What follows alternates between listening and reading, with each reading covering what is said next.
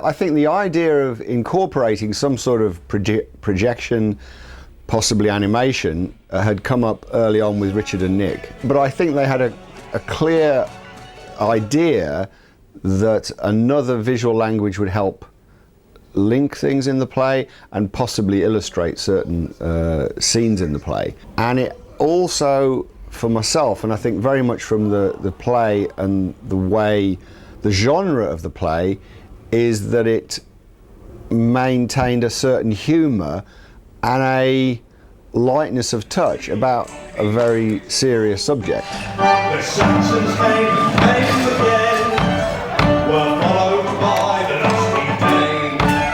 They fought eternal wars, the ladies love the conquerors. I tend to come from the content to get to my form, and I get very bored with pure form with no content. The process of visualizing different scenes for me starts with a book, and I doodle. Once I could get the genre right, there had to be a humor to them. So, for instance, the Indian girls on the plane, I originally drew that whole sequence and I made it very filmic and a bit sad, and big queues of people queuing up and all that. That was my first gut instinct.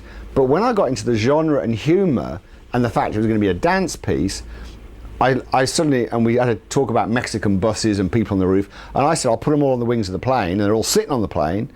And then 3 days later, I thought, well, I could make them all dance.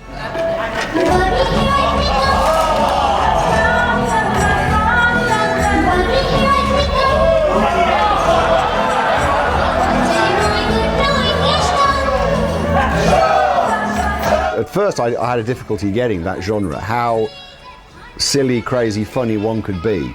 And it took me a little while to get there. So I doodle and visualize and I test all my ideas.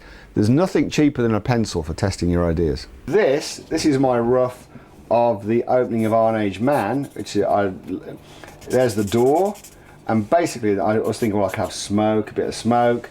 And then I want to have a camera move, so here's the original opening, and there's the Romans are going to come. But I'll pull back to here, and there's the hut, and then the door will be here, and out can come the actors because that's the set. And the set is a 4:3 set. Interactivity on a front projection screen scared me a lot.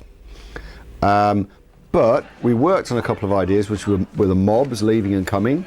Worked on the ideas of utilising the shutters, and worked on the idea of windows and doors opening.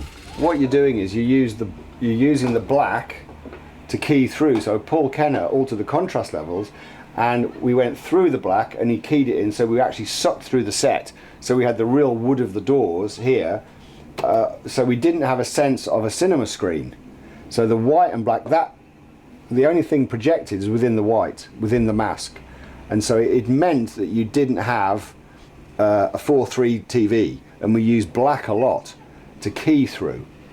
It went somewhere I'm quite surprised it went at moments, but I'm proud of it as a piece of work. I'm not, I care.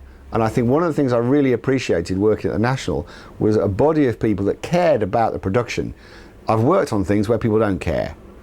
And people at the National I really respected cared, from building it, lighting it, projecting it, writing it, and I appreciated that level of care that not a lot of creative processes still have.